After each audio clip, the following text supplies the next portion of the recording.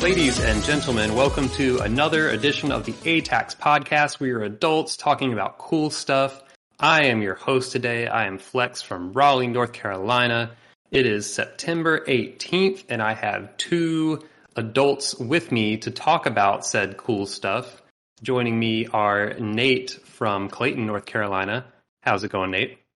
I'm an adult. Are you? Yes. Okay, just had to double check. And also, we have another adult joining us from New York. It is Mr. Ryan. How is it going, sir? Now I'm pondering have we done this before? I'm sure we've hashed out whether or not we qualify as adults. Probably, but yeah, that probably exists on here. My adult memory cannot remember. That's how you know. That's a good sign of adulthood. I think officially qualifies me as an adult. Can't remember things. But yes, we are here, and the cool thing we are talking about today is a video game called Pokemon Legends Arceus. And yes, I'm going to pronounce it Arceus for this podcast, whether that's correct or not. As an adult, Arceus. I can make such decisions. Arceus. And this is definitely a very adult video game for adults. Yes, Pokemon is the most adult video game. Indeed. I like it when you say it like that, too. Yeah. So before we actually get started with our deep dive discussion, as always with our recent discussions, this is a spoiler heavy zone. We can and will spoil anything about this game, mechanical, narrative, whatever. It's all on the table. So if you do not want to be spoiled about Pokemon Legends Arceus, this is your one and only warning up front. And with that warning out of the way, let's talk about the ending. No. First some table setting. All three of us have indeed played a lot of Pokemon games. All three of us have played most, I believe, most if not all of the core Gen 1 through 8 games, all of the pairs, Red and Blue up through Sword and Shield. So we have quite the knowledgeable, experienced Pokemon crew here. And I guess to start off, I would say like Pokemon Legends Arceus. I don't remember if it was like billed as a spinoff, but to me it seems pretty clear that it's like once it came out that it was kind of it's not a spinoff in the sense of like a Pokemon Snap or a Pokemon I don't know, trading card game or a whatever other Pokemon Mystery Dungeon or yeah. Like it is Pokemon Legends feels to me like the thing closest to the mainline Pokemon games that's not technically a mainline Pokemon game in the sense that it is about going out into the world and catching Pokemon and battling and leveling them up. But it is a whole new take on that core Pokemon formula, which I think makes it very interesting. Yeah, if I remember right, I think they were pretty clear when they revealed this game or sometime during its marketing that this was not something they consider a core Pokemon RPG because they made some statement or had something at the end of their video about it being like, don't worry, the next core installment of Pokemon RPG games is also coming. Yep.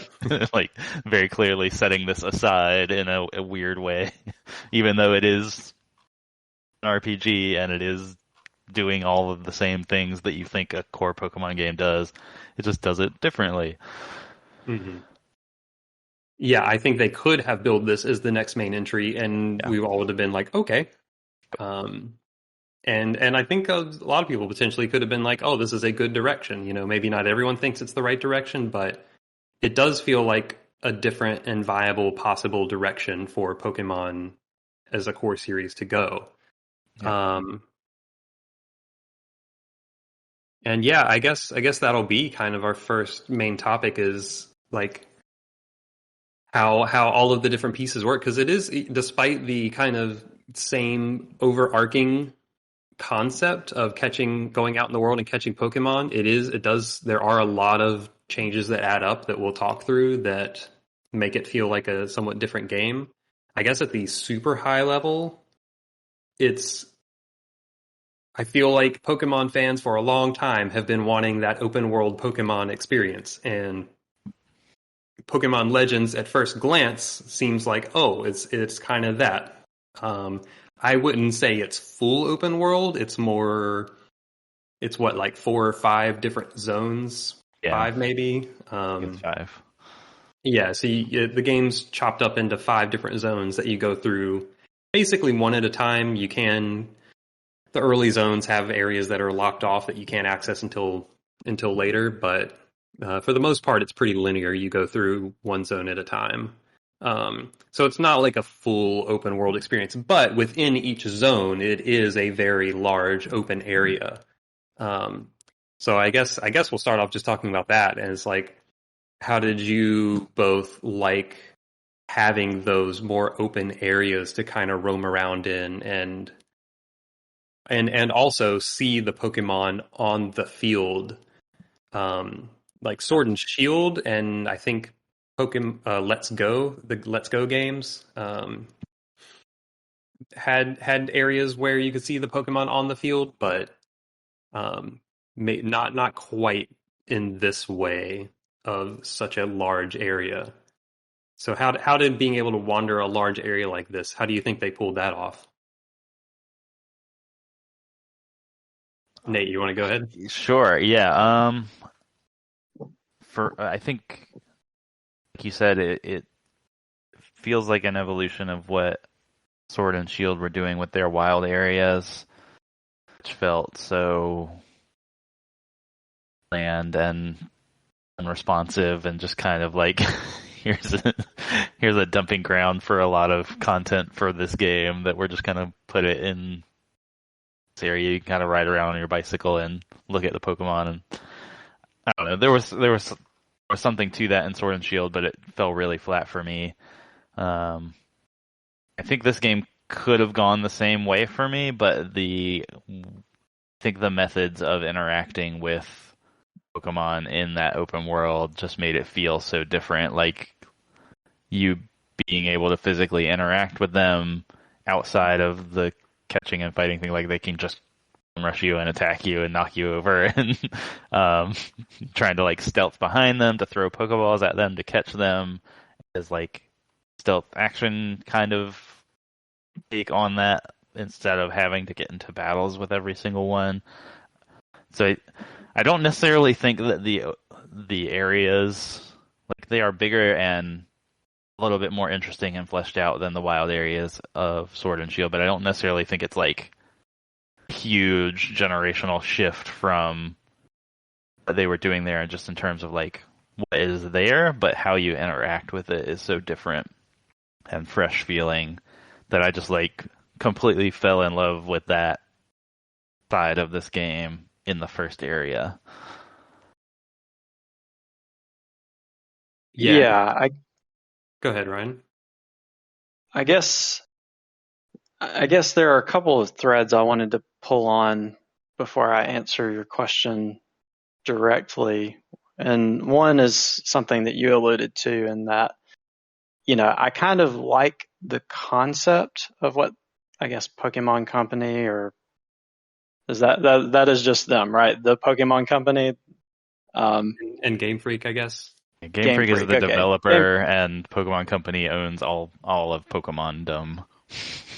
I'm gonna say Game Freak because that seems more appropriate. But I really like when they try stuff that's kind of in this, what you were describing, Flex, is kind of like sort of mainline but sort of spin-off area. Like I really liked the Let's Go games where they were able to kind of like pare down the scope, focus on a smaller cast of Pokemon, put a lot of personality into it, put like the companion Pokemon and the ride Pokemon, and like work in the Let's Go or mechanics from kind of like Pokemon Go.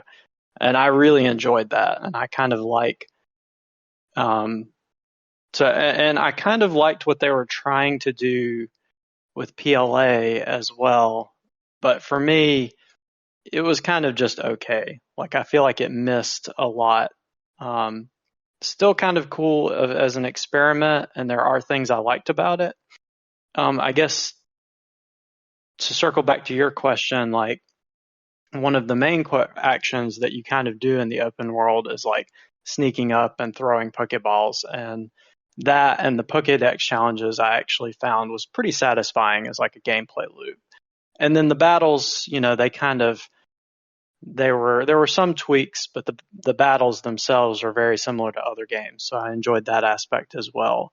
But as for the open world itself, like that's really tough because I mean it's cool to see these Pokemon kind of out in the setting, and that's one thing I like about what this game tries to do is it kind of tries to put it's Pokemon is kind of a cool setting. You've got all these cool creatures, and so it kind of tries to create these areas and kind of fill them with Pokemon.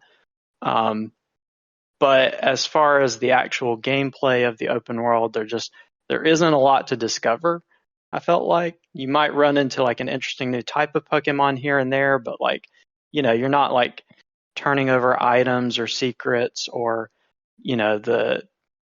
or like interesting quests every so often. You're really just kind of like, moving around this world and maybe like kind of hoping to bump into like a new Pokemon and kind of following the main quest markers, I feel like. So I do like some of the core gameplay loops, but the kind of stuff that would make like a good, strong open world game, like, quests and story and like things to discover and like, the movement was okay, the core gameplay loop was okay, but like the exploration, the discovery, the storytelling, like I felt like all of that was pretty weak in PLA, at least from my perspective. Yeah, I don't really disagree. I mean, I think there was something magical for me at the start of the game of just like, oh, I'm just gonna walk over here and see what I find, and like, oh, it's a little pond full of whatever. Psyducks, and I was like, oh yeah, I love Psyduck. That guy's cool. Look at all these Psyducks. But yeah, like, I don't think that really holds the open world exploration up over the whole game. Like, it's really cool at first, and like I do think that a lot of the gameplay hooks are really good. But yeah, in terms of exploring the maps, I don't think it has enough going on to keep it at a high level for the whole game. So I think I generally agree with what you were saying. Yeah, and I think that was probably my main downer, I guess I'd say, as the game went on, is like that first zone I had a ton of fun. Yeah. Wandering around and like you were talking about with the Golducks, like when you come across like just different Pokemon grouped up or interacting or whatever in the environment, it's like, I don't know. Like, despite there being a bajillion Pokemon games before, like, we've never really seen Pokemon just out in the world in that way. So I found that really fascinating. And then the way we should talk more about the actual process of catching Pokemon, but like the way that catching Pokemon is different was also very exciting early on. And then, yeah, like just the loop of catching things and filling out the Pokedex and like, oh, what new Pokemon am I going to see around this corner? Like that had a kind of excitement to it that I feel like I've not felt in the core Pokemon games since maybe the first gen or two. Like definitely first playing Red and Blue, there was an excitement of like, oh, what Pokemon's going to be around, in this patch of grass. And I feel like I've kind of lost that magic in the core games following their formula over time. And I felt like the first zone here kind of recaptured that by having both different mechanics and a different presentation that showed off Pokemon in a different way. I felt like kind of recaptured that magic of catching Pokemon. And then as the game went on, and there's no real shake up to that, it's just you're getting slightly different environments with, different Pokemon. It's like, all right, now we're in snow, so we're going to see a Snover or a Vanillice or whatever. I don't even remember which were the common snow Pokemon, but it's like, okay, now we're going to do the same loop again, just with a different set of Pokemon. And that definitely got a little old as it went. I feel like my ideal length for this game would have been about 2/3 as long as it actually was, and that probably would have been about appropriate. I definitely think that if they had found more ways to flesh out the open world and make it feel more alive in a way, rather than, because I think as it exists, it almost feels like a zoo. It's like, yeah, it is. it doesn't feel alive in a way. It feels staged to a degree where it's like, all right, we set up this zoo pasture for Pokemon to just roam around on, and you get to go on the safari of catching them. But yeah. But there's not actually dynamic things happening in the world to make it more alive. And for sure. I think that variety, like some more variety in that aspect, could have gone a long way. And a quick side question of, okay, just a quick side question about something you mentioned. You said about you were speaking about length. I guess I played, I think up until, because there's kind of what I would consider some post game stuff, right? Getting your like trainer rank up. I didn't do that, and I didn't actually try and catch Arceus. Yeah. I think that was kind of like a post game, do a bunch of stuff. Yes. At least I considered it post game. I don't know if we're all, if any of you kind of went all the way into sort of fleshing out the content or filling out your Pokedex or whatever.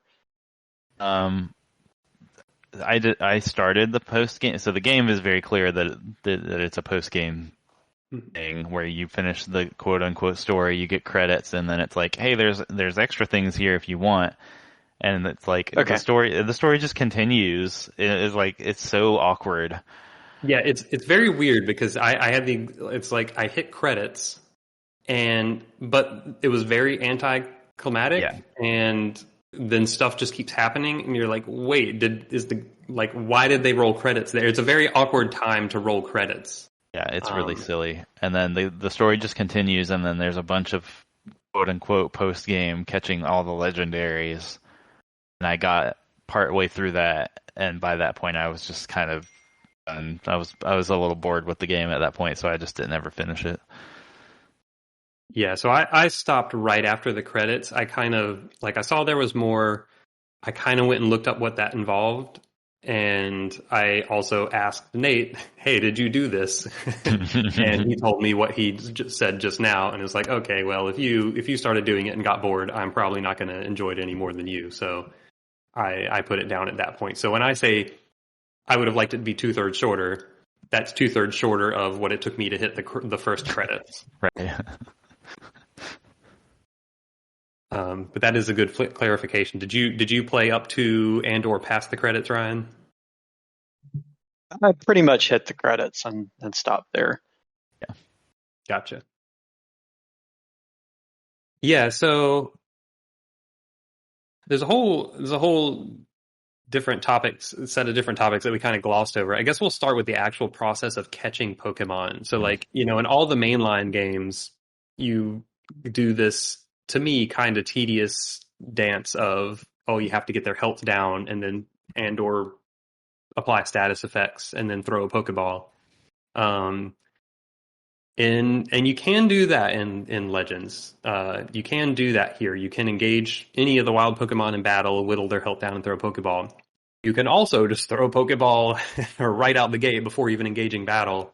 And there are mechanics around that if you catch them if you catch them surprised, like when they haven't seen you stealthily, you're more likely to catch them. You can also stun them first and like have a chance to like improve your chances to catch them, or you can distract them by feeding them, or like there's various different things you can do. And there's also kind of like, I guess, a pseudo stealth system where you can crouch and you can hide in tall grass and they're less likely to see you and all that stuff. And I guess what did you all think of like that as another way to catch Pokemon? I feel like I mean, I appreciated it in the sense that like, oh, if I just want to catch like not having to go through the whole battle routine, that like, oh, it can be just as simple as throwing a Pokeball and that's it. And that probably led to me catching way more Pokemon than normal. Because I'd just be walking by and like, all right, throw a Pokeball, it's a lot less investment time wise to just throw a Pokeball out there and see what happens. But I guess how did you both like that as an alternate? Again, you can still catch them the old way, but how did you all like that as an option to catching Pokemon as another option? And do you think like that system was implemented well, or I guess what are your thoughts around that? Do you want to start, Ryan? Yeah, sure. Yeah, I mean, I thought it was pretty great. I think, I mentioned before that I liked what they did with Let's Go. And in that game, there's not really any battling.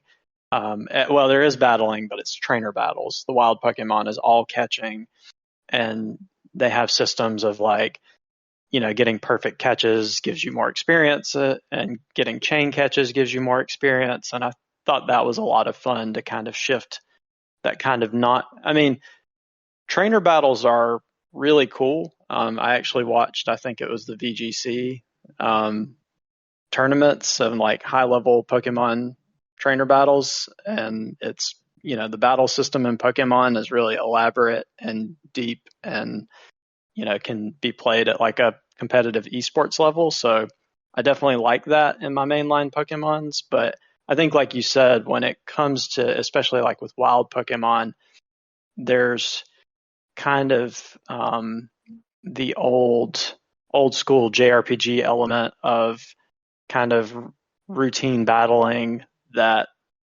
it's cool to see them mix things up. And for PLA specifically, like, yeah, I think a combination of sort of the more actiony catching mechanics, you can do stealth, like you said, you can do baiting, which is sometimes really funny. I think sometimes you can like actually hit the Pokemon with stuff. I didn't do that a lot, but that's kind of funny to just like have a Pokemon walk up, like look at you, maybe it threatens you, and you just like hit it with a rock or something and throw a Pokeball at it. Just clunk them on the head. Yeah. I mean, the character in this game, like you said, it's not as strong as like a Let's Go, but the character definitely, that's one of the strengths of Pokemon in general. And they did do well with like, it didn't really get old to like when I was catching a bunch of, I think, Ralts, like to just throw the berries and watch them like see the berries, like walk after the berries and just like sneak up behind them with like, whatever Pokeball I was using. The one other thing I think I'll say is the Pokédex challenges were genius. Because if there hadn't been that kind of like carrot of saying, you get rewarded for doing different types of catches, for repeating catches, and that's kind of how you build up your trainer levels. If they didn't have that, there wouldn't be much incentive to catch more than like a couple of any given Pokemon, right? But they found a way to say, okay, like, you're not going to catch like one Bidoof, right? Or two Bidoofs. You're going to catch like 30 Bidoofs. Or at least give you a good reason to do so. I mean, I was going to catch 30 Bidoof regardless, but it was nice to be rewarded for doing so. Only Bidoof, though. So, yeah, the Pokédex challenges are really cool, and I figure we'll probably talk more about those. But before we do that, I guess I'll say that, like, for me personally, for my part, I I would prefer this catching system going forward for every Pokemon game. Like going back to getting into an encounter and throwing out my Pokemon and having to whittle it down or use status effects and then throw a ball and catch one Pokemon that way versus just like jumping off a cliff or throwing a ball across the plane or sneaking up behind it or whatever. Like that action style and the quickness of it, like how many ways there are to like get good feedback from the game about what you're doing and like how effective it is at catching things. Like, all that stuff is just done really well. So for my part, I would choose the system every time, but it's definitely not perfect. Like, like I don't know. I hesitate to talk about this as like a problem, but you were talking about earlier how like the others just kind of feel like zoos, safari zones, where everything's just kind of like placed to give you this feeling of you're being a Pokemon trainer, and like the spawn rates on these areas for Pokemon just like are so goofy and weird, where like I'm just walking through the starting area and there's just Bidoofs everywhere and I'm just two-hand fisting throwing Pokeballs, not even worrying about like where I'm positioned or how I'm like doing any of these other mechanics, just catching dozens of Bidoofs and they're immediately respawning all around me, and I'm just like, I could just stand in one spot and catch infinite Bidoofs or whatever it is. Yeah. it ends up feeling so strange. Yeah, and that actually led to some frustrations for me, especially later game in the more dangerous zones, because I'd want to catch a specific Pokemon, but they would be... I feel like the density of Pokemon also increased as the game went, or maybe it just varied zone to zone, and I just happened to coincidentally encounter this more later, but there are definitely some areas where the Pokemon are just so densely packed in that if you just want to catch like a specific Pokemon or two and they're surrounded by a bunch of different ones you don't care about, it's just like walking in front of you.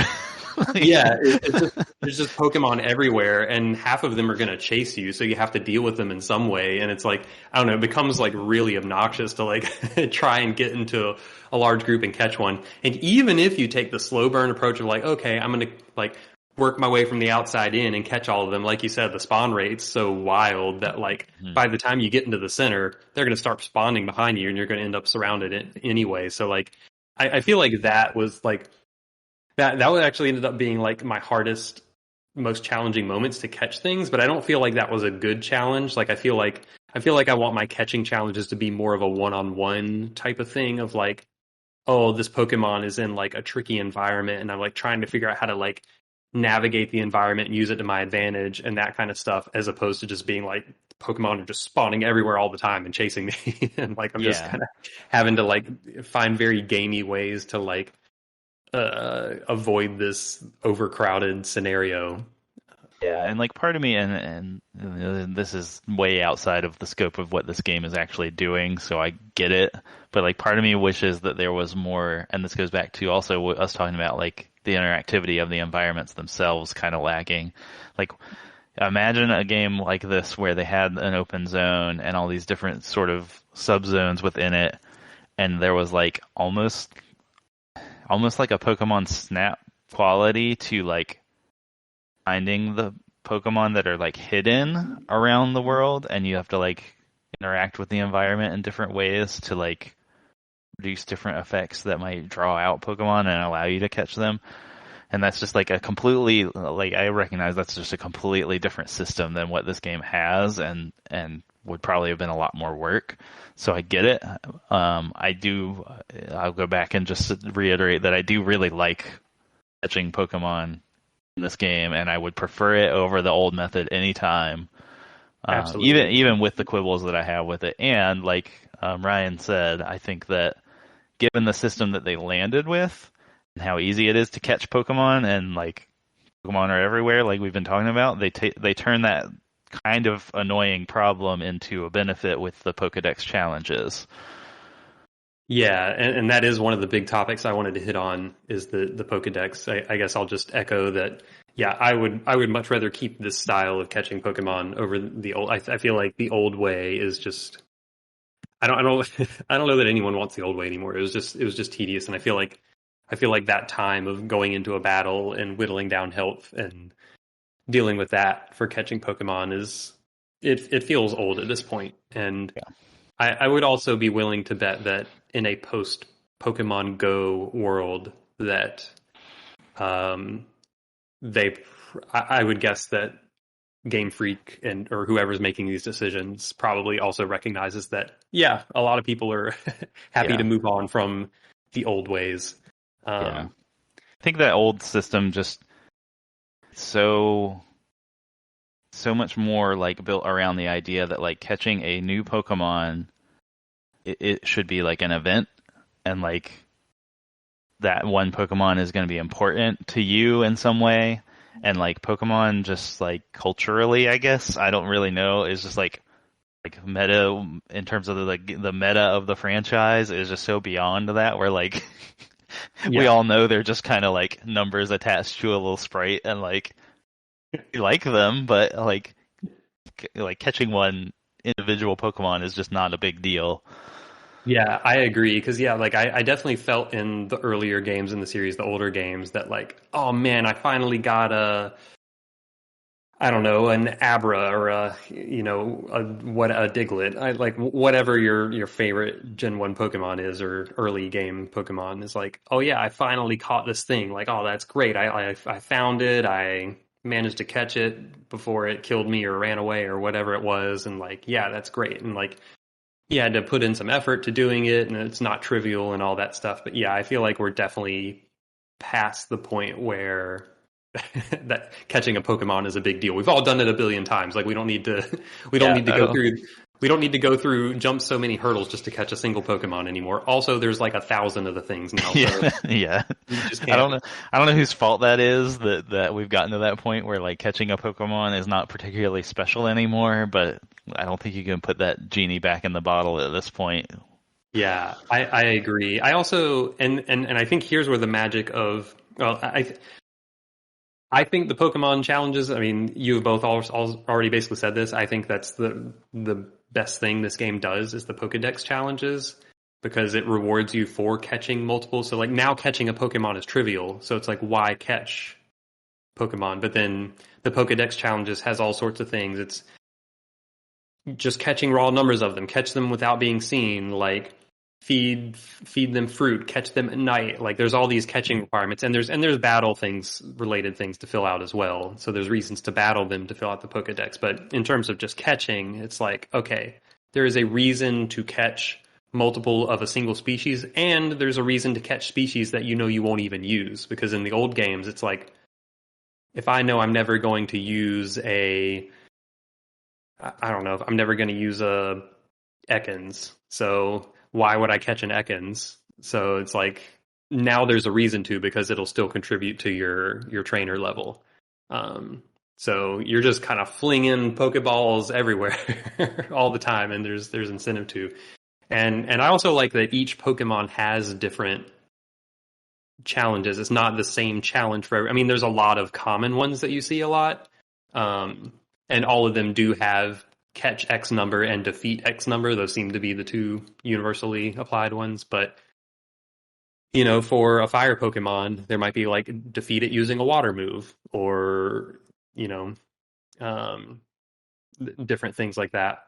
So yeah, I think that's really great. And I think it like refocuses the game back on catching Pokemon. Whereas I think, different games kind of get different focuses between catching and battling or other things. And I think Pokemon Legends does a good job of like being like, no, like catching Pokemon is a big part of this game. It's a big goal. You're going to catch a lot of Pokemon. Like I'm pretty sure I caught way more just sheer number of Pokemon in this game than I have in any core Pokemon game.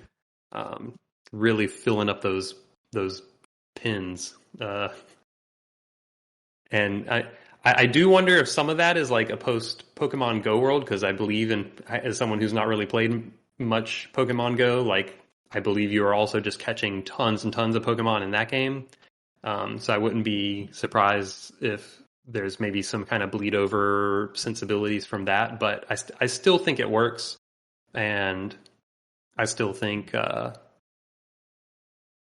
yeah, like it's just a super smart way to go. I realize I just kind of rambled about the Pokedex challenges for a while, but you two have what else thoughts you have on the Pokedex challenges, or what do you want to add?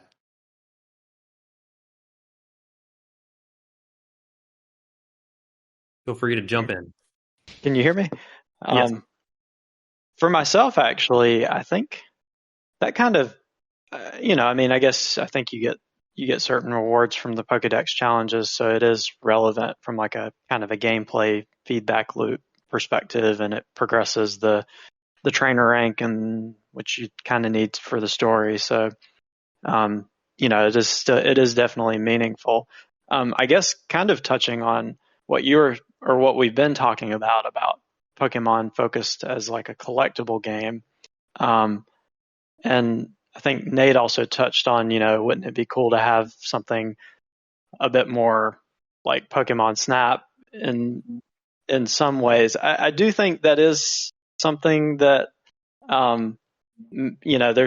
there's still possibly a balance between, I like what they've done for like most of the Pokemon, but maybe for like legendaries or or more special Pokemon, it would be nice to have something, maybe keep the battle system or have some more elaborate open world conditions. Yeah. I think that is when you were talking about it, Nate, that is one thing I remember.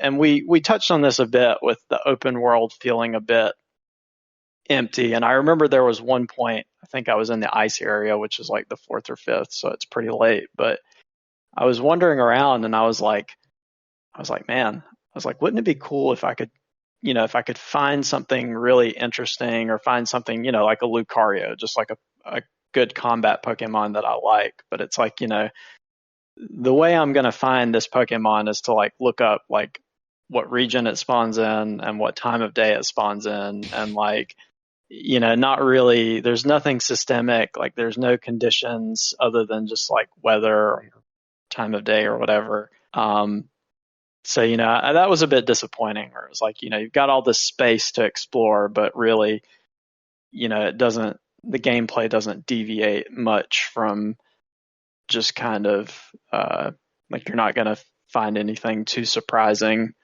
Yeah. I felt like, so I definitely agree that for the common Pokemon and what they did, and I don't know if it would be better for this game for them to kind of trim down, like make it kind of not an open world per se, maybe make it a little smaller in scope and just make it the Safari experience, or vice versa, like kind of fill it out a bit more, put some systems in there or something like that. Because I think for this game, the only system they had were the little time bubble things. Is that right? And the weather. Were there any other types of systems or things? You're talking about the big purple zones that would pop up sometimes. I forget what they're called. Is that what you mean by the time bubbles? Yeah, I don't know if I'm something. Yeah, that is what I'm talking about. I'm probably calling it. That's the only thing in this game I can think of that they kind of, I don't know. I guess they had like, sometimes you would go to a map and they would be like, oh, there are going to be a lot of, there's going to be a horde spawn here of some random thing that you may or may not be interested in. Yeah. I can't remember that many interesting things. Yeah, they really don't do a lot. Like you get the Pokemon you can ride on across different environments.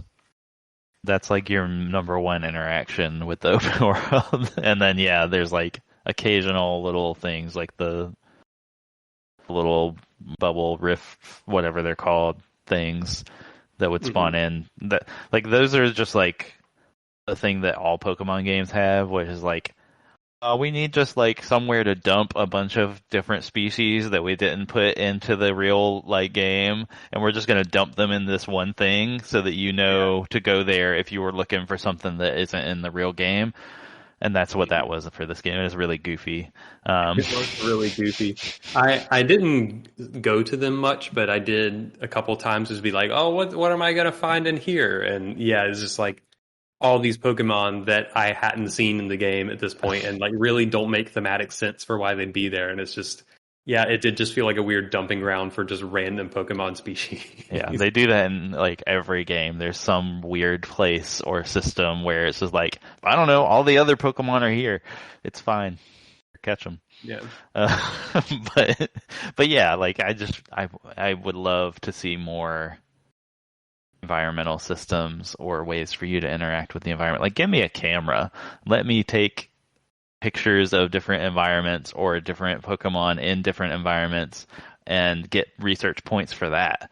And like, you know what I mean? Like, that's what I'm talking about when I'm talking about the Pokemon Snap stuff, is like, give me another way to interact with the environments that gives me research.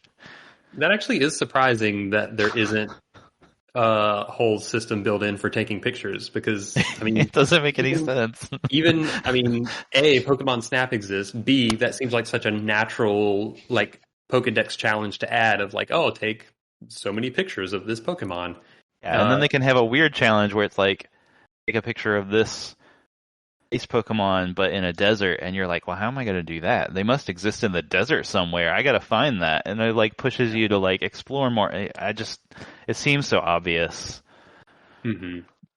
Yeah, and yeah, I do think there, or they could even have like puzzle elements in the environment of like, oh, like, yeah, kind of like you were saying of like the Pokemon Snap interactions of like, oh, if you do this and this and this in the environment, then they like trigger one thing after another, and then all of a sudden you're taking a picture of a love disc or whatever.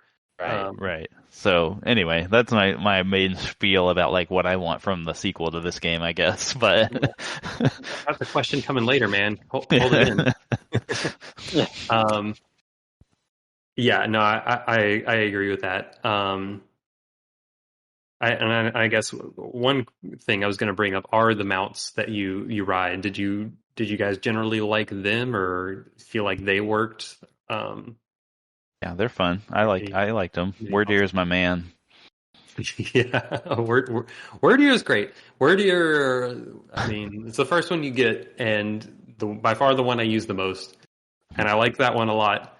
I don't really know that I liked any of the other ones though. Like, I thought I never really used the bear, unless it was like a side quest to use it. I thought all of the stuff on water kind of didn't control very well. So like your water mount, I feel like just wasn't fun to use. And I always had a hard time throwing Pokeballs from that. I don't even remember what that Pokemon's name was that you ride. That was Basculin, right? That sounds right. So I seem to have trouble just throwing Pokeballs from while mounted on Basculin and catching things, especially catching them stealthy. It's just like catching water Pokemon is so much less dynamic than catching stuff on land. Like you just don't. You're just on water. Like there's no grass. There's no anything else to interact with. There's no elevation. There's no anything. So like I don't know. Catching Pokemon on water to me like just felt like often aggravating. I mean, at best, it was just kind of dull, but at worst, it was aggravating. So, like, I generally agree. Although it was pretty funny to like stand on the shore, like especially before you get the water mount, and just like chuck Pokeballs, like totally like long distance them and see if you could hit the fish Pokemon. Yeah. Who needs a fishing rod? Yeah, no, I did appreciate that, and I did some of that as well. I don't even remember what the other mounts were. There was the bear, the Basculin, the Wordeer, the Sneasel. Sneasel for climbing, right? And then the Braviary flying. Right. It was Braviary, wasn't it? Gliding or whatever. Yeah. Yeah, I think it was so. the psychic. It was the regional variant, I think. I think all of the ride Pokemon were like regional variants of existing Pokemon, except for Wordeer, which was a new evolution of an existing Pokemon. Yeah, I'm kind of on the same page. I think Nate was saying they were fine, and it's it's all pretty much standard fare, I feel like, for open world games. That's pretty much Breath of the Wild. You've got your climb or grapple, you've got your glide, you've got your mount. It was nice to be able to pull up, I think, Weirdeer in particular. And then one thing I also like too is that if you jump into the water, it would instantly switch. Mm-hmm. So that felt kind of nice, where you were just like, you're like, oh, I want to go to that island over there, and so you just like ride Weirdeer, jump into the water, and you immediately like switch to your, I guess, Basculean or whatever, and then you can jump out, and sometimes if you land it right, it'd switch back. That was pretty sweet.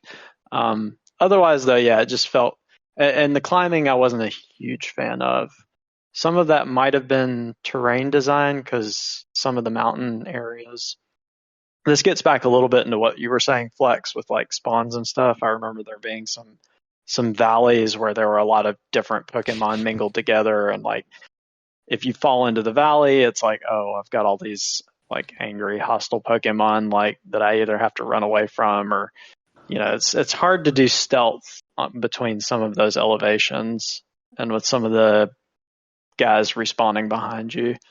But yeah, it was kind of fine. Yeah, it did not feel like an evolution of the formula. Yeah.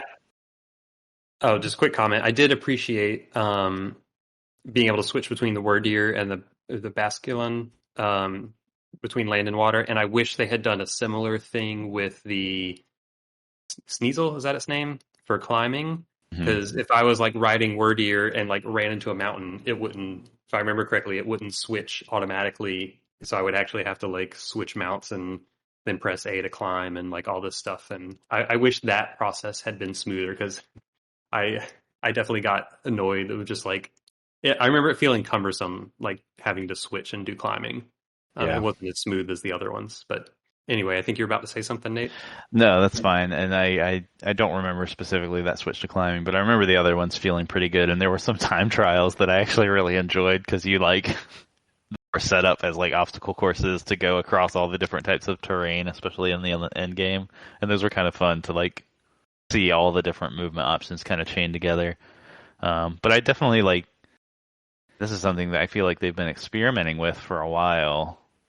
Sun and Moon had different types of ride Pokemon as a system, and like I really like when they take, I guess it's an evolution of the HM system that's been there forever, right?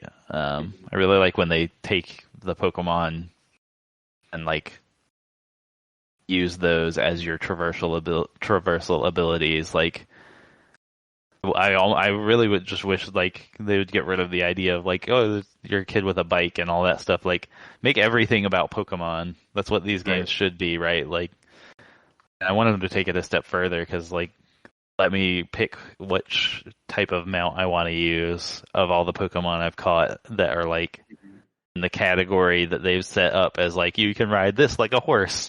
Like, let me pick, if I want to ride Rapidash, let me ride Rapidash. I want to ride Torterra like a horse. Yeah, well, he might be a little slow, but I would love a system that, like, kept building on that, because I really like seeing, the trainer and the Pokemon together, like, tackling the environments.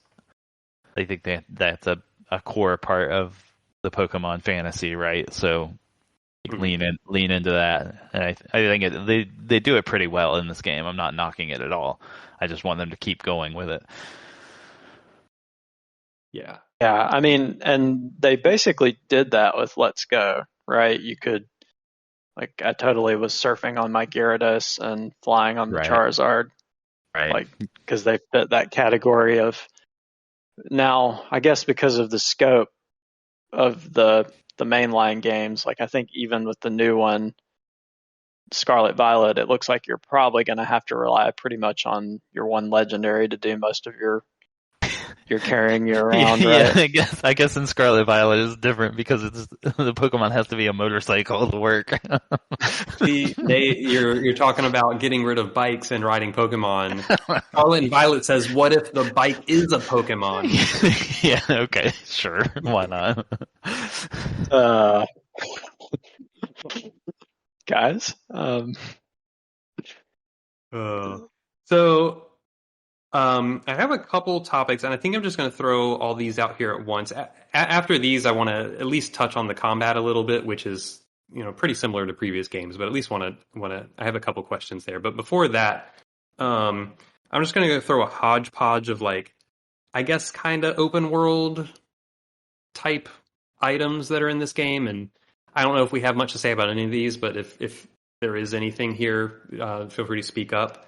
The game does have side quests, a variety of side quests. There's a central hub town that has a bunch of different activities in it. You can there's a garden where you can grow stuff, and there are different vendors and shops. You can buy clothes. You can there are things to do in that town. There's a move tutor.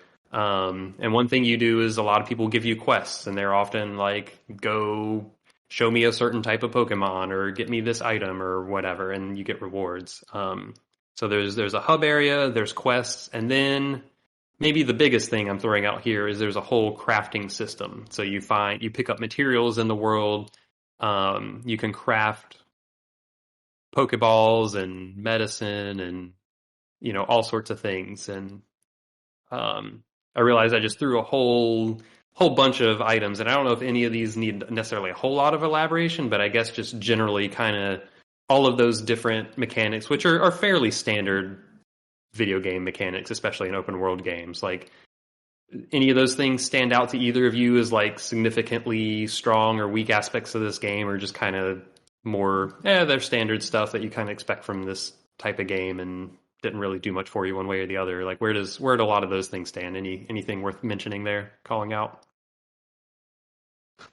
I'll say that I think this hub area and side quests are pretty standard fare. Didn't really add or subtract too much to the game for me. I think the side quests are not great, but they're kind of, they didn't bother me. I just started ignoring them after a while. The hub area, I think, is fine. There's enough stuff to do there if you want to interact with it. It never felt great to run around that space. That never felt like there was anything too much. It never felt like there was too much actually really going on there, unless I had a specific reason to go to something. And it was just kind of annoying to walk around just the way it was laid out, if I'm being honest. Yeah. Crafting, I would call out as something that, even though it is pretty standard, execution of crafting system, it does make a big difference to me in this game. Building your Pokeballs and building your curative items instead of just getting money from fights and then going and spending that at a store. It feels like a different thing, even if it might not really functionally be that different. I really did like the crafting system and engaging with that, so that's something that I was pleasantly surprised by. Yeah, I would say in the broad strokes, I agree. I did like the cosmetic shop in the hub, but otherwise, I think we've touched on this. I think there were a lot of side quests, but as far as I guess if you think about the kind of things that side quests are good for in these kind of games, right? Maybe signposting something interesting, or introducing something fun, or helping you unlock or progress things, or maybe filling out the story a bit. I feel like there were a lot of side quests, and very few of them did those things either at all or well. Yeah, I agree. Or when they did, unlock your base camp. It became very rote and tedious. And I also agree that I liked the crafting system. I think similar to the way we felt about it, started off pretty strong and then kind of tapered off. I think the catching and the exploration, maybe exploration was not maybe a little weak in general, but in a similar way that the catching started off really strong and interesting and then kind of tapered off by X number of hours, I think the crafting kind of did the same thing. Why it's like that, I is interesting. I mean, it's very generous and it's a good way to get Pokeballs. And, I guess it also adds a little bit of kind of a nice reward for moving around the open world. Like, it's like, oh, hey, I'm going to throw out a Pokemon and collect some berries and use that to make more Pokeballs. I don't know what they could have done to make it more interesting. Like, I don't know if there would have been some special items or some things that again, it's one of those things where if there were good items, like rare items that allowed you to craft something special, maybe you had to explore a little bit more or like meet some conditions. It could have made the open world a bit more engaging, and I don't think this game really did any of that. It's just like, oh, you moved to the new area, now you can get like lead ore and make heavy balls or make great balls or whatever instead of basic balls. And it's like, okay, that's fine. I mean, I guess it's a reward for progressing, but it's not really making the explorable space any more novel or interesting. So yeah, I guess the TLDR is that I sort of agree with what you're saying. Yeah, I think I had a similar, I really liked the crafting early on, and by the end, I think I was kind of over it. And like as you were talking, I think maybe they just didn't introduce enough interesting items as the game went. Like, I mean, early on, just the simple act of being able to craft Pokeballs, I think is really, really pretty special. And just like on the fly, be like, oh, I'm going to shake this tree and get I forget what they're called, but the basic Pokeball making item came out of trees. So it's like, oh, I'm going to shake this and make or whatever. Yeah, I think it's or whatever. Apricorn, something like that. Apricorn, that sounds right. Yeah, and it's like, oh, I'm going to grab some of these and make some Pokeballs because I ran out, or like some basic healing items as well. So like, I think that stuff worked, and I think as the game went on, they just didn't add functionally different items to like add some variety to what you're crafting. It's like, yeah, you get great balls and you get ultra balls and you get heavy balls, but like these are just different types of Pokeballs. So it's like it's functionally kind of the same thing. They're just getting more powerful. So I think by the end it was just like you get a lot of recipes for making stuff in that game, and I feel like very, very small percentage of the items I actually used. Like outside of Pokeballs and healing items, like the only thing I can remember actively using a lot was the smoke balls to kind of create stealth. Like if there wasn't tall grass around, I could create smoke to stealth around in. But like other than that, I can't really think of any other items that were like really staples of my play, other than just like throwing berries for something to eat, like to lure a Pokemon. Yeah, and that wasn't even crafting. That was just picking up berries and throwing them. Yeah, and that is a good point because I remember using a lot of berries, but there was craftable bait, but I never used it. Yeah, you could just use berries. I guess. Yeah, it's one of those things where there's not really like a condition where it's like, oh, I really want to craft some bait because this specific Pokemon is interested in it. It's like, I guess I'll just catch that Pokemon some other way. Yeah, and that actually confused me because there were a lot of different baits, and like the description of them were like, oh, this type of Pokemon really likes this type of bait, and it's like, I don't know, to me everything seems to like a citrus berry, so I'm just going to use citrus berry. Yep. So yeah, yeah. So I do think that the idea of crafting in this game is meaningful. I think and I don't, and kind of echoing what Ryan said, I don't know exactly what it needs, but I think it needs a little more variety in the types of useful items you can make. And I don't know what those would look like, but the crafting needs something a little more, I think. I also agree with something both of you said, that I feel like the side quests are pretty much worthless. they're pretty not great. They're very basic fetch quests with not worthwhile rewards, so why do them?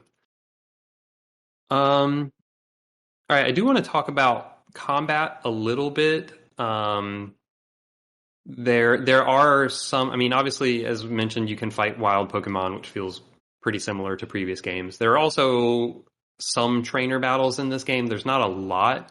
Every now and then, you have like rival-ish type characters be like, "Hey, let's challenge, let's battle to see how strong you are," or whatever. And then there were like a couple bandit type characters that you fight. There might have been one or two other antagonists that you fight, but there aren't that many trainer battles. So I guess one question is, how do you feel about there being fewer trainer battles compared to the mainline Pokemon games, which have a lot of trainer battles? They just have trainers hanging out everywhere in those worlds.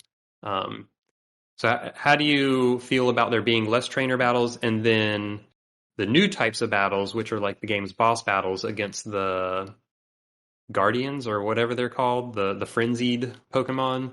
How did you like those battles as kind of set piece boss battles? Do you want to kick us off here, Nate? Sure. Yeah. I didn't really miss too much the lack of trainer battles, because I was just having for most of the game fun exploring, catching Pokemon, that kind of thing. It probably would have helped smooth some of the like drop off I had with the game as it went. Like we've talked about it being kind of turning into a little bit of a slog after the first couple of areas, and it probably could have helped if they had introduced more like trainer battles and incorporated that into the story as it was ramping up in the back half of the game, maybe. So I could definitely see that having a big impact. I did really actually enjoy the boss battles against the frenzied Pokemon in this game, and I think the reason I enjoyed it is because it felt like it tried to merge the sort of third-person action stealth stuff with the Pokemon battles in like phases. I don't remember the specifics at this point, but it felt like you were having to like, evade and dodge this very powerful Pokemon. Was in a frenzied state, so your Pokemon couldn't even like touch them until you either just like wait them out or perform some specific circumstance. I don't remember the specifics, and then you would engage them in a Pokemon battle, and they were strong but not like not absurd, and then you'd fight them and kind of knock them down a little bit, and then it'd switch back to the other phase again, and you kind of do that back and forth a few times to really defeat them, and it felt like a good melding of everything the game was doing to me, where you could like run and dodge and kind of like throw things at it or try to like take cover, and then into these fights that were a little bit higher stakes and show off what your Pokemon could do. So I think that stuff worked for me. Yeah. What was your take, Ryan? Yeah, I think I probably didn't miss the trainer battle. So I guess first off, the battle system itself, I thought, is pretty similar to the other systems. I think you had light attacks and strong attacks. Maybe you could see turn order, so maybe there were some differences there. Yeah. So here's actually a question I have for both of you. So yeah, they showed the turn order, and you had a light attack, which was weaker, but in theory you could move, you would get more turns, and then a strong attack, which hit harder, but in theory you'd get less turns. But I feel like it almost never shuffled the turn order. So I'm curious if you guys had a different experience with that, but I would like sit there and toggle from light to strong, and very rarely seem to adjust the actual turn order other than just alternating one after the other. Did you guys see that have much of an effect at all? It seemed like in longer fights, like in trainer battles that were going to go on a little longer, It almost seemed to me from my memory of it that it would like compound a little bit if you were doing it multiple times. Okay. So like if you did like 3 strong moves in a row, you would start to see them getting 2 turns in a row a lot more. So I don't exactly know how that system worked, but I remember feeling like that was kind of how it seemed to work from me messing with it. And then also like if you do either the fast move or the strong move, it takes extra of your like PP, your power points, right? There was something like that where it took more of your Pokemon's resources to do those. I didn't even notice that. That's true. Yeah. Yeah. It didn't seem. It was like a nice little touch, and I also like that you could, if you were doing the battles to catch Pokemon, the light attack would sometimes allow you to kind of like, it's like you want to knock it down to low health without KOing it. Like the light attack would let you do that and then follow up. It was kind of neat how they were able to put the battles sort of out in the middle of the world, and you could also just kind of run away from your Pokemon.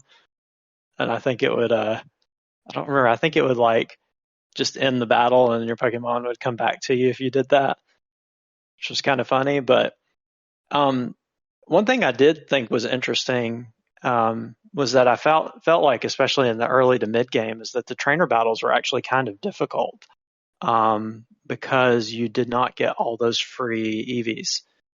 I think the EVs were exclusively in items in this game, so I actually had a couple of trainer battles where I was like, "Wow, this is close," because my Pokemon aren't just like super powered monsters for free. Like it's like I actually had to think a little bit about my team assembly. Now, I think you get to carry 6 Pokemon into battle, and a lot of the trainers don't bring a full retinue, so it does eventually still kind of skew in your favor. But I was still a bit taken aback in some of the early battles where, I'd have like some of my glass cannons would actually get knocked down because they weren't all EV'd up and just blowing through the other team. And then, yeah, as far as the frenzied battles, it was a nice touch. I kind of, it didn't blow me away, but I do agree that it was kind of cool that you're like throwing these baits or whatever to try and calm the bombs, I think is what they call them. Yeah. You throw bombs and then you dodge the attacks. Some of those patterns were a bit annoying, but it was relatively challenging. Like I definitely had to retry a couple of those a few times and actually learn the patterns. Yeah, I think that's my one downer is there were, I think, 2 of the fights where I thought the patterns were really annoying and kind of exposed that like, oh, your character's movement and dodging is not the most responsive in the world. Yeah. So like those were kind of frustrating, but otherwise I thought those battles were fine. Yeah. Plus the Arcanine, Frenzied Arcanine, and the Frenzied, I think it was a Corellia or something like that. Those were pretty cool. So before I start pivoting to some future of Pokemon type questions, this is more of a shout out than an actual topic of conversation. Is just I am continuously flabbergasted at Game Freak's technical inabilities. Oh yeah. This game's on a technical level real rough, y'all. Yeah. Seeing a Gyarados flying in the background at about 8 frames per second was that was a moment. I was just like, oh man, this is rough. It is rough seeing the Pokemon right on the edge of where they even draw for you. Yeah. Barely moving. I feel like in some ways that's almost like a Switch thing. Like this kind of a bigger debate, but I've gotten to where I just don't really like to play many 3D action games on the Switch. I mean, I might agree with you if it wasn't for Monster Hunter. Yeah, like I agree that the Switch is not powerful hardware, but we have also seen other games, particularly Monster Hunter Rise, which looks and runs fantastic on the Switch. I mean, it's not 4K 60 frames per second, obviously, but whatever resolution it's running at, they hit a very consistent 30 frames, and everything animates and runs well, and the art's great and all that. And and then you put Pokemon Legends next to something like that, and it's like, oof, this is rough. Like, they can do better than this. Yeah. I think the Switch can handle a game of Pokemon Legends Arceus' scope, is what I'm saying. Like, I think there are games on the Switch that have proven that is possible, and I think Game Freak has proven through multiple games, not just this game, that they are maybe not the most technically savvy developers out there in some of these areas, and it's just kind of a bummer, I guess. And even up close, things don't always look great in this game. They don't, and I just feel like their 3D games have never looked good. Like, Sword and Shield doesn't look particularly good either. I don't know what it is exactly, but like, if they just aren't confident in 3D visuals, or they don't have the resources to do it on their timelines because they put out so many games. But yeah, like, I think a lot of the 2D Pokemon games look great, but they've tried 3D games, it just doesn't ever come out looking very good. Yeah, and I mean, I didn't play Let's Go very much, but from what I did play, that game looks really good, and That's true. I would assume it's technically rendered in 3D, but Yeah, it's also I'm sure it is. It's also not like a free camera type of game, and there's not as many Pokemon in it, so like, I guess that's more of what I was thinking of. The games that try to do like a free camera, moving around large environments. Yeah, I feel like that's the visual style they just haven't figured out or something. I don't know. The ones that have the fixed top-down camera tend to look pretty good. Mm-hmm. Yeah, I don't really have anything more to say on that. It was just when you see those very low frame animated Pokemon, it looks real weird. Yeah, so kind of really the last topic of conversation is, there's multiple sub questions within this, but it's like, how do you feel about this as a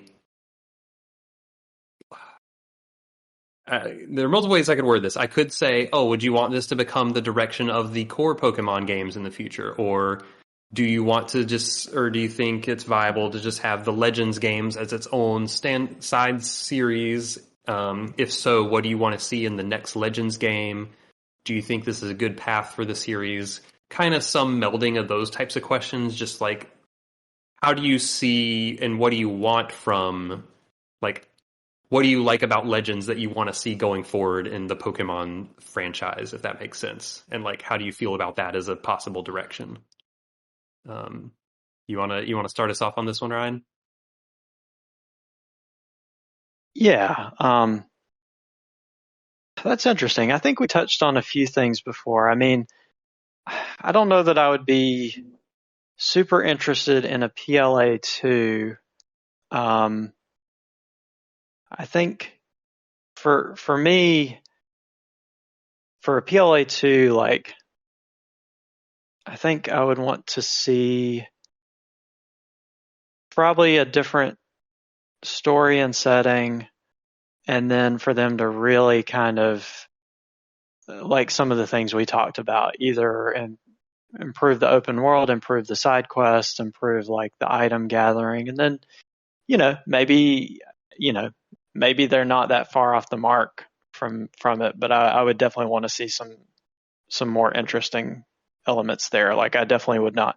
I did enjoy the core gameplay in PLA, but I don't think it stood up quite, as long as what they were going for the type of game that they were going for. It would definitely need, I think, some better support from other design elements. And then I think as I mentioned, like I kind of like when Game Freak experiments with things like Let's Go and PLA, and I think they probably, like, I could see them pulling some of that into, I guess, Scarlet Violet. They're looking at maybe doing more with sort of open area exploration, and maybe, if they make catching regular Pokemon a lot more streamlined, I think they're definitely, or even action oriented. I think there are definitely some cool ideas. We'll have to see what they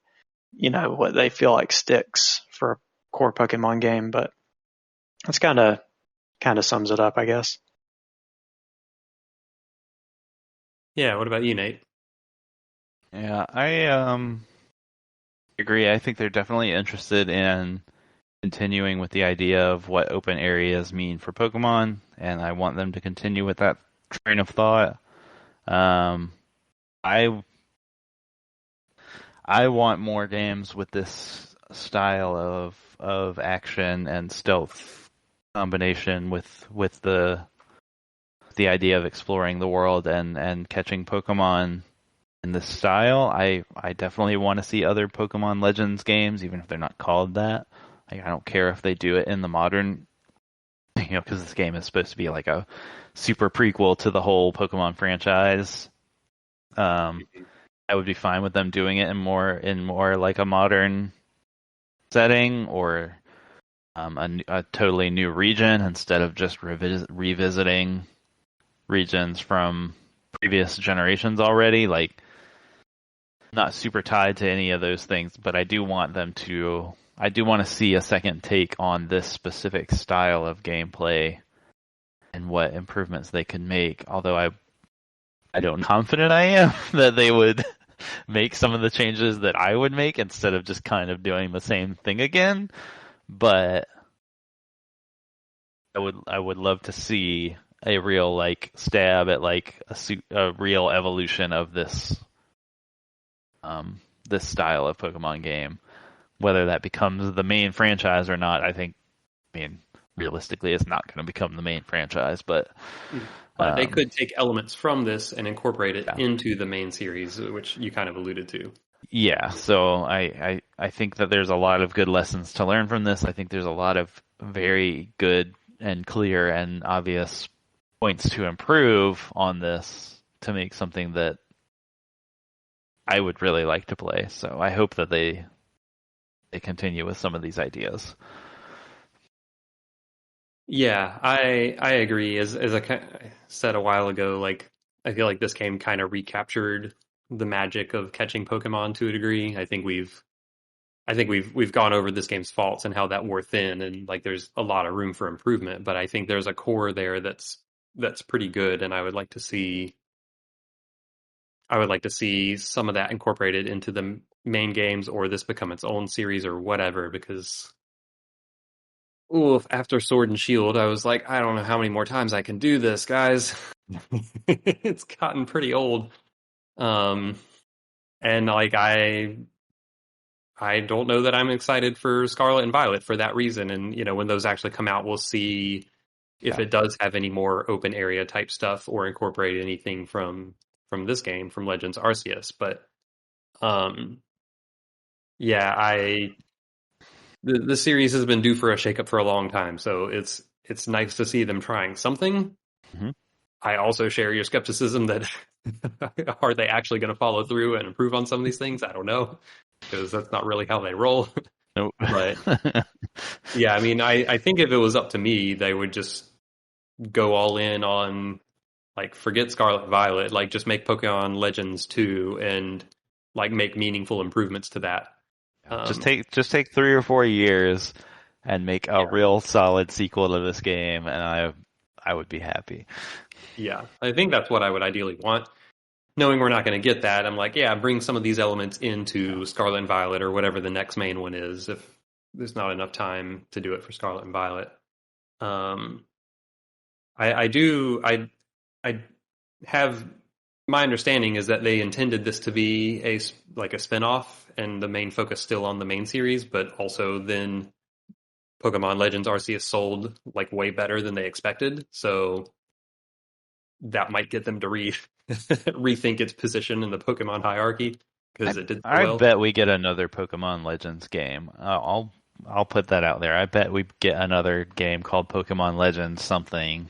Mm-hmm. I just don't know that I expect it to be meaningfully different execution-wise from this. Yeah, and that's the bummer part is, yeah, I bet it's probably the same mold and not really any improved. Yeah.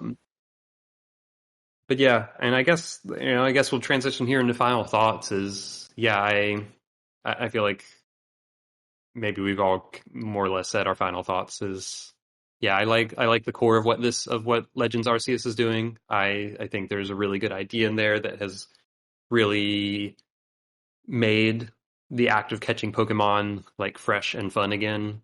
And I think a lot of that wears really thin the longer the game goes, and there definitely needs to be more fleshing out in some of those systems, and maybe mainly just the world design and like how you interact with the world, which we talked about a lot. But I think there is a core there that if they could flesh it out, could be really cool and could kind of be the Pokemon game I think a lot of us want. It does feel like they have a long way to go, and I'm not sure they're going to get there, but I think overall there is a lot of neat stuff in this game. And even as someone who is fairly burnt out on Pokemon these days, I enjoyed my time with Pokemon Legends Arceus. I was happy to have played it. Yep, I agree. I don't think I have anything to add. I agree. All right. What about you, Ryan? Yeah, I guess just echoing, and I think I pretty much agree as well. Like, I like what they did with something like Let's Go, because I still like Pokemon as kind of like a setting, and like, for its design and animations and colorful characters, and like when they're able to experiment with things like Let's Go, where they're able to like bring the scope down and focus on something and try something. And to a certain extent, they did some of that with PLA, right? They, when you first step into the world, you have all these Pokemon, and obviously it's not as elaborate as a Let's Go, but they're going to interact with you hitting them with stuff or baiting them, or as they're going, when they notice you, they behave a certain way, and when they run away, they behave, and they put all that character into the Pokemon in this game. So I like seeing them kind of explore what they can do with the franchise. Yeah, one interaction that never failed to amuse me, and I don't know why this tickled me, but if I would throw a Pokeball at like I would stealth, be in the tall grass, like they'd have their back turned to me, I'd throw a Pokeball at them and just completely whiff my throw, and Pokeball would hit the ground next to them, and they would like bling, like exclamation mark above their head, and turn and look at me and be like, "What you just do? what is happening here?" And I'd be like, "Oh, nothing to see here. Move along." Things like that were amusing. Yeah. Yeah, the game definitely does have some character in there. All right, well, I think that's going to be a podcast. Thank you, Nate and Ryan, for joining me, Flex, on this Pokemon discussion journey. Who knows? Maybe we'll be back in a few months about Scarlet and Violet. Maybe not. I don't know. We'll see. But this has been a deep dive discussion of Pokemon Legends Arceus. Thank you all for listening to this ATACS episode, and we will see you next time.